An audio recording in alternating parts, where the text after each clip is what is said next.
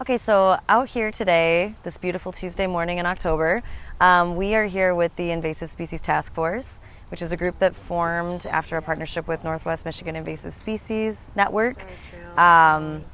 We started working with them to try to target invasive species on the Leelanau Trail.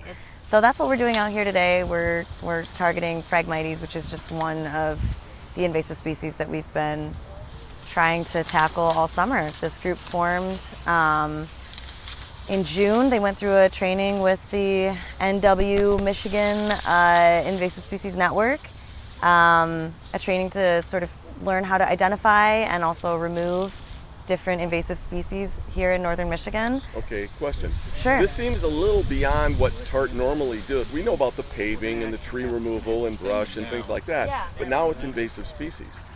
Yeah, so one way that we look at it is another form of maintenance for the trail.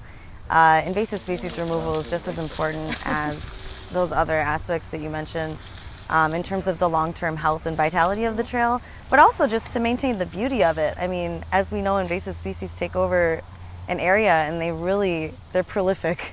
So they have a tendency, of course, to overcompete with and overshadow some of our beautiful native plants that we have in Michigan and that grow along the trail. Okay, if people were interested in helping out and volunteering, because this is volunteer-based, how would they get in touch with you, or are there room for more volunteers? Sure, yeah. So the Invasive Species Task Force could definitely, there's an awesome team that assembled this summer, but there's always room for more help. So I would say contacting Chris Cushman or Kate Lewis at Tart Trails, visiting our website if you want to learn a little bit more about it, traverstrails.org, and then clicking on the volunteer page. It's a great opportunity for someone who maybe wants to sink into a long-term project, unlike a work bee that's like a one-time. This was a series over the summer.